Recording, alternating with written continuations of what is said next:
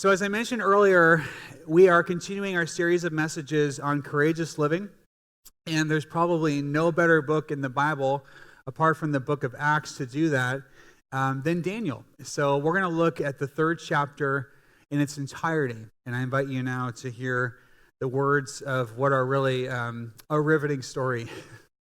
We're going to read the whole third chapter. King Nebuchadnezzar made an image of gold, 60 cubits high and 6 cubits wide, and set it on the plain of Dura in the province of Babylon. He then summoned the satraps, prefects, governors, advisors, treasurers, judges, magistrates, and all other provincial officials to come to the dedication of the image he had set up. So the satraps, prefects, governors, advisors, treasurers, judges, magistrates, and all other provincial officials assembled for the dedication of the image that King Nebuchadnezzar had set up, and they stood before it. Then the herald loudly proclaimed, "Nations and peoples of every language, this is what you are commanded to do. As soon as you hear the sound of the horn, flute, zither, lyre, harp, pipe, and all kinds of music, you must fall down and worship the image of gold that King Nebuchadnezzar has set up. Whoever does not fall down and worship will be immediately thrown into a burning furnace."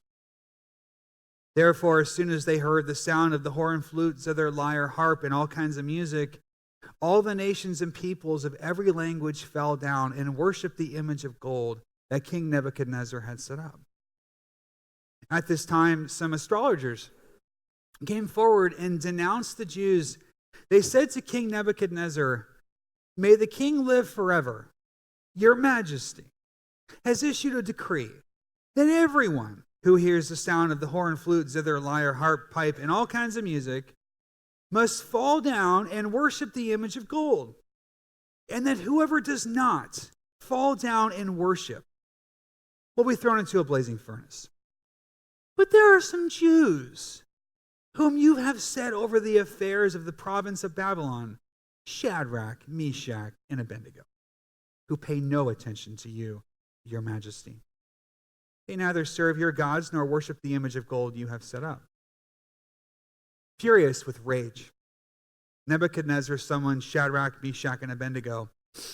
So these men were brought before the king, and Nebuchadnezzar said to them, "Is it true, Shadrach, Meshach, and Abednego, that you do not serve my gods or worship the image of gold I have set up? Now, when you hear the sound of the horn, flute, zither, lyre, harp, pipe, and all kinds of music, if you are ready to fall down and worship the image I made, very good. But if you do not worship it, you'll be thrown immediately into a blazing furnace. Then what God will be able to rescue you from my hand?" Shadrach, Meshach, and Abednego replied to him, "King Nebuchadnezzar, we do not need to defend ourselves before you in this matter.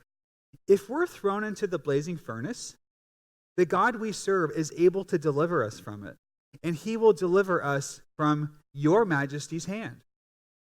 But even if he does not, we want you to know, your Majesty, that we will not serve your gods or worship the image of gold you have set up." And Nebuchadnezzar was furious with Shadrach, Meshach, and Abednego, and his attitude toward them changed. He ordered the furnace heated 7 times hotter than usual, and commanded some of the strongest soldiers in his army to tie up Shadrach, Meshach, and Abednego and throw them into the blazing furnace. So these men, wearing robes, trousers, turbans, and other clothes, were bound and thrown into the blazing furnace. The king's command was so urgent and the furnace so hot that the flames of the fire killed the soldiers who took up Shadrach, Meshach, and Abednego, and these 3 men, firmly tied, fell into the blazing furnace. Then King Nebuchadnezzar leapt to his feet in amazement and asked his advisors, "Weren't there 3 men that we tied up and threw into the fire?" They replied, "Certainly, your Majesty."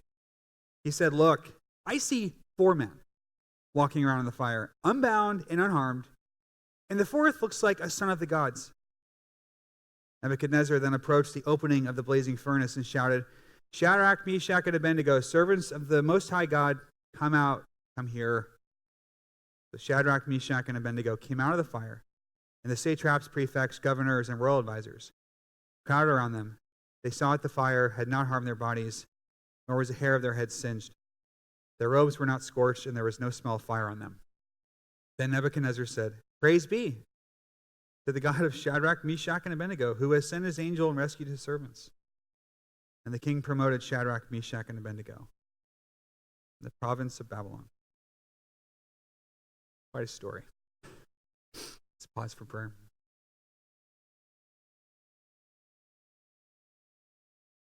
God, we praise you for your faithful character.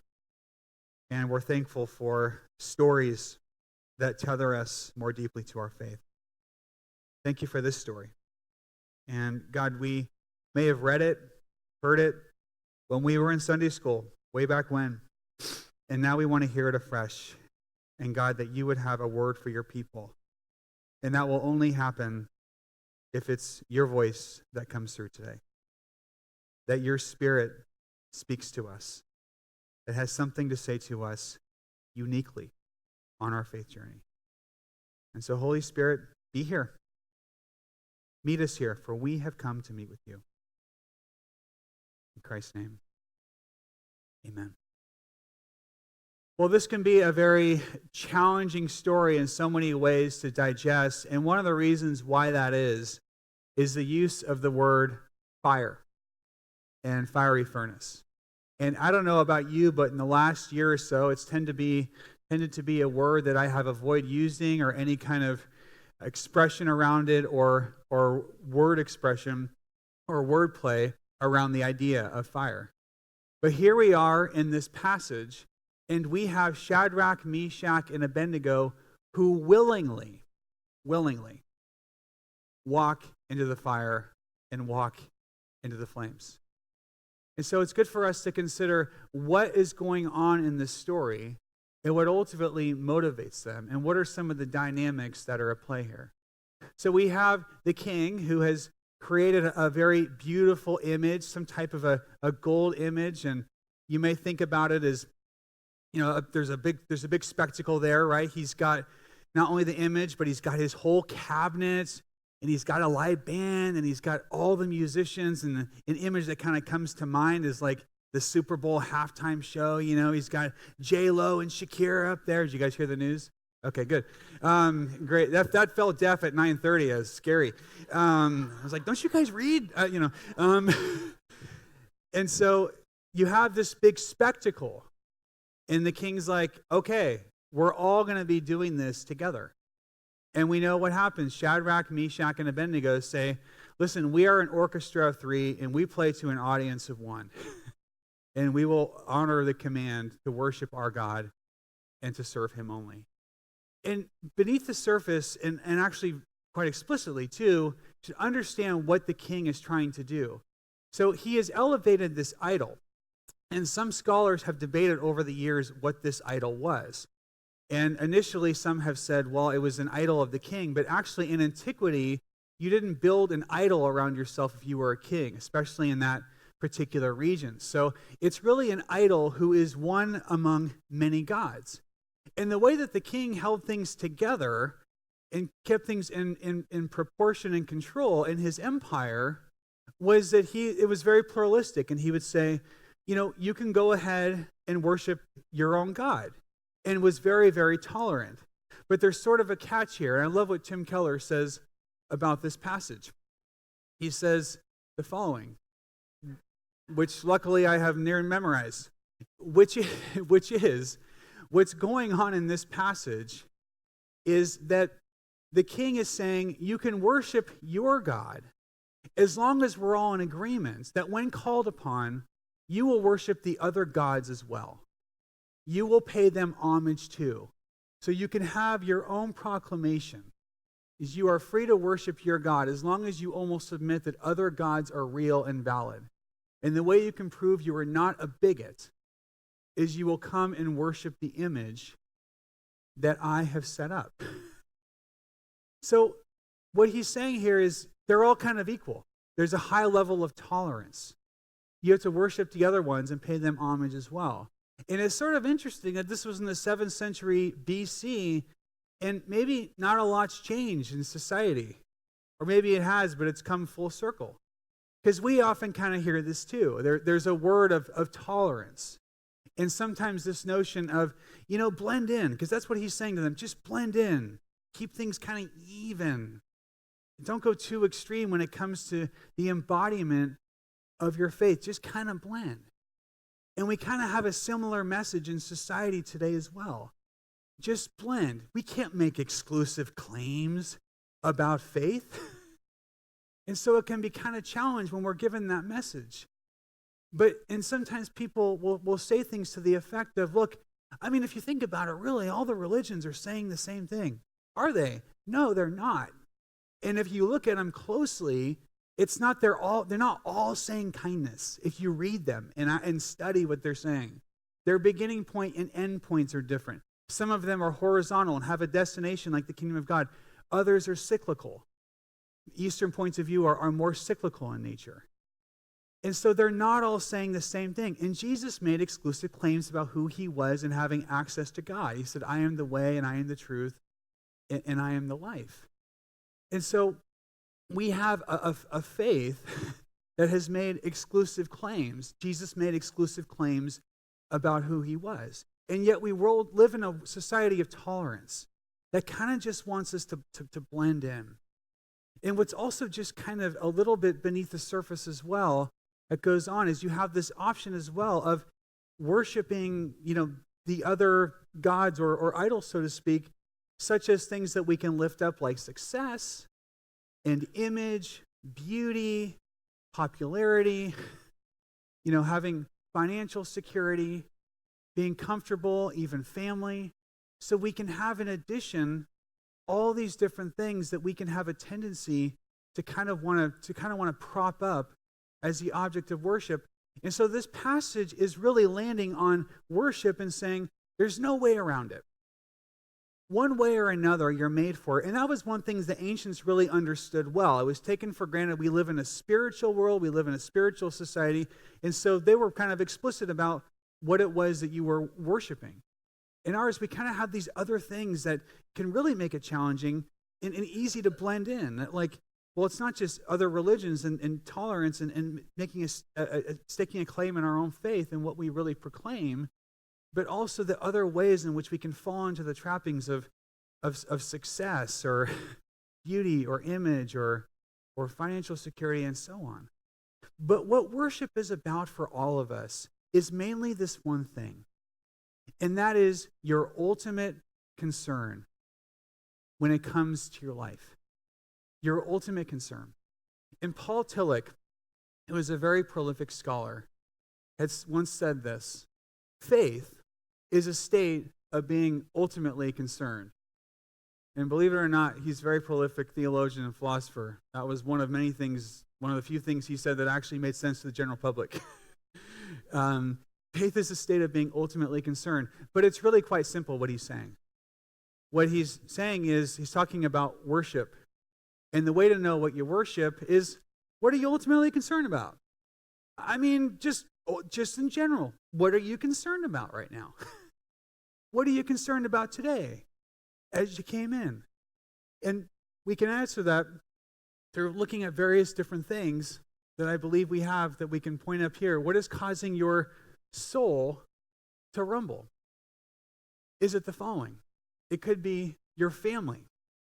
Is your kids, beauty, passion or hobby, something of concern to you?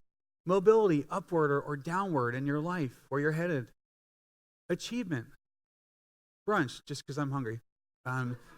Thank you. Your country. Your poor and our poor, the poor in society. Your character. Your sense of mission to God and to others. And you can ask the question, just generally, what am I ultimately concerned about in my private life? When I'm on that treadmill, when I've got the headphones on, when I'm having conversations, what would it appear that I am ultimately concerned about? Because what we're ultimately concerned about is the object of our worship. And when you look at Shadrach, Meshach, and Abednego, it becomes clear what their ultimate concern really is. And that is their sense of mission. That when the king is saying to them, I want you to worship this image right here, they're kind of looking at it and they're like, that we don't have bandwidth for that. We're devoted, wholeheartedly devoted to Yahweh. We don't have time for this nonsense. We don't have it. We're devoted. God's calling me to a very specific thing to proclaim him, and I'm so in with my faith that I can't do it. And you want to know what it says in here too? It says that they did not argue with him. So in other words, when it comes to what they believe, they don't get into a debate and say, you know, King, the worldview of the religion of that God is very different from mine. Very different. Let's get into a debate. Let's fight. That's not what he does. That's not what they do. It's the radical expression of their devotion before God. And that is their ultimate concern, is living that out, their sense of mission before God, that this other thing they're being asked to worship, it's like, they don't have the emotional and spiritual bandwidth. They're like, we're all in. We've got this other thing. And what I love here is it says in verse 19, it says that when the king sees what they're doing, he's just kind of fed up. And he actually doesn't get it, you know? And it says the king's attitude changed. And the literal translation is in Hebrew is the image of his face changed, which I just love.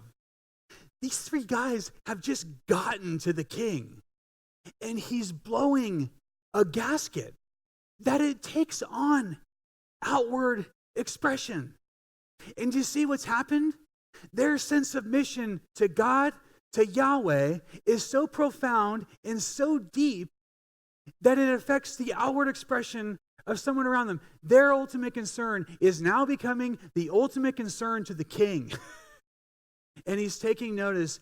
And it makes me wonder that maybe in our own life, when it comes to our faith, in a society that tells us just to kind of blend, just blend, keep things even, and you know, we can have our side thing that we kind of pay homage to. It's okay, it doesn't matter that much.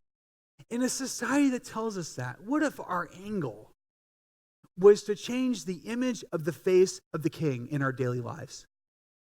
If, as we're looking at people around us, that we have such a radical expression in how we live our faith and embody our faith, that people get a little uncomfortable, or maybe a little more joyful, or a little bit more concerned, or a little bit more curious about what makes that person tick. I'm wondering. Because what they're reflecting is character and integrity and commitment to justice and good in the world that is just different. They don't blend in. And it's changing, friends, the image of the face of people around us. Their posture, because of ours, our ultimate concern of God and sense of mission becomes the ultimate concern to others by its radical expression and devotion. Henri Nouwen is a priest and a scholar that I greatly admire, and I know some of you have probably read him too. And he's an amazing writer. He's written great books on leadership and ministry, and I encourage you to read them. And he was an ivory tower scholar. He was at Harvard and he was at Yale. And he made a switch that really changed the image of the face of people around him. For one, he decided that he was going to move from Harvard and Yale and go serve the rest of his life at a community of mentally disabled people. And so he planted himself there, and he continued to write, but that was where he wanted to minister. And he saw all of them just minister back in a very moving and compelling way. He was still sought after, and he was a big name and a big draw, so he would be called to these mass conferences. And when he would go speak, he would often bring people from his community who would go up on the platform with him and or at least come with him and sit there in the seat with him, and then sometimes go on the platform. And so he went to Washington to a mass conference, and he had Bill with him, Bill from the mentally disabled community at large. And so he comes, and Nowman gets up on the stage, and sort of unplanned, Bill decides to join him up there. And so you kind of see the audience image of their face change of like, I didn't know this is what we came for. And they're feeling kind of uncomfortable in their seats. And then to make the image of their face change a little more and be more comfortable, as Nowman was talking and presenting, then Bill would say things a little clumsily right next to him, like, oh, I've heard that story before, or did you hear that? Or, and so Nowman would finish his presentation, and then finally at the very end of it, Nowman just said, and I'd like to thank you all for coming here. It sure was nice to speak. And then as he's closing, Bill said, well, I would like to say something to them too. And so then you could really feel the room just get kind of tense. Once again, the image of their face kind of changed of like, what are you going to say? How long is this going to go? And Bill simply got on the mic and he said, I just would like to thank you. And I'm a guest of Mr. Nowman, Pastor Nowman, and you probably weren't expecting to see me here, but I sure do want to thank you for welcoming to this place. And thank you from the bottom of my heart. I know last time he was here, he had someone else who you probably knew the name a little bit better than mine, but thank you so much. And they all got on their feet and gave him a standing ovation in that moment as a time of encouragement and embrace. And once again, their countenance changed to encouragement and to joy. And as I read that story a first and a second and a third time, it makes me think about how the radical expression of our faith in our lives can have this really type of profound effect. And that we are called in our own life to an outward expression that makes people maybe a little uncomfortable and makes them maybe a little more joyful or a little more encouraged or more concerned or maybe frustrated. But nonetheless, we are called to make our ultimate concern of our gracious God, our good and gracious God, just God, God of grace and mercy and truth, the ultimate concern of people around us, such that the image of the face, the face of the King changes, the people around us change. And there are so many ways that we can really express this in our life, can't we? And for some of you, there's things we can do, like, many of us have children who are in sports right now on Sundays. We could say to our coach, you know what? That's the day that my family and I, we worship our God. I'm sorry, my son or my daughter is not going to be there. We, in our own lives, in our work life, can look at our work life, and when we know that there is something that is not totally above board going on beneath the surface that maybe people don't know about, we bring it to light, and we say, this is an injustice. This is wrong. And you don't know what the outcome will be. Shadrach, Meshach, and Abednego they said, we may be brought up in flames, we may be delivered by God. We don't know. The chips are going to fall where they may. But they did it. It may be in a conversation with somebody who is telling you something, and you just kind of know it's gossip. You say, I didn't need to know that. It might get uncomfortable. The image of their face might change. But it's of right and of integrity. It could be drawing a boundary in a relationship with someone, whether it's family or your partner, whoever it might be, drawing up that boundary that should have been there a long time ago and saying, you know what, this is enough. I don't want this relationship to be like this. There needs to be a boundary here. It could be when it comes to our positions in life and the positions that we take of seeking to be on the side of justice of the things that God really cares about.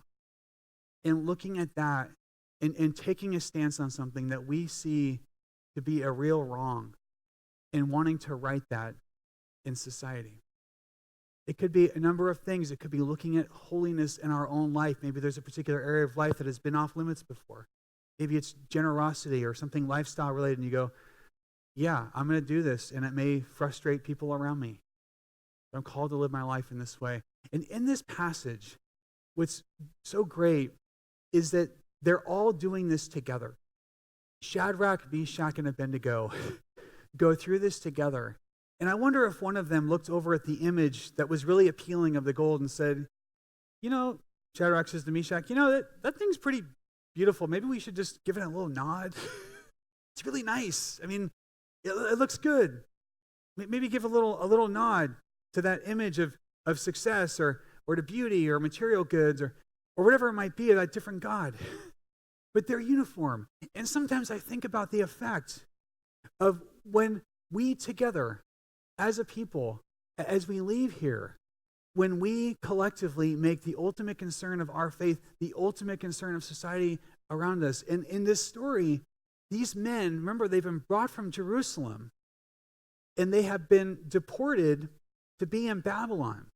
So they have gone to Jerusalem, this worship center, to what? A new environment. We come here week by week at Jerusalem, a worship center.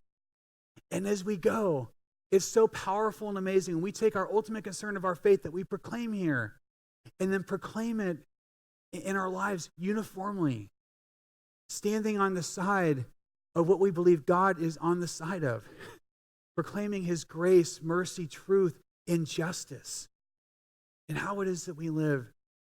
And on another note in this scripture, did you notice the fourth person that the king noticed as well in this passage? There's a fourth person in the furnace, and it says it's an angel, or a spirit of God, an angel. And friends, for us, that's Jesus Christ, who is there with us. And he is the comforter, it's true. He's also a refiner's fire. And he calls us to partner with him as he is doing a work in our lives and also through our lives. And there's this great scripture in Matthew 28 where he says, go and proclaim my name throughout all the earth. And at the end it says, I am with you always till the end of the age. And we often find great comfort. Oh, he's with me. He is. Also, he's with us as we proclaim him on a sense of mission, wholeheartedly, in how we proclaim his name with our lives through the radical expression of our faith. And Jesus Christ, friend, his ultimate concern was the salvation of our soul. That was his ultimate concern. That we will be drawn back to the Creator himself, drawn back to God, a work in us, but also a work through us.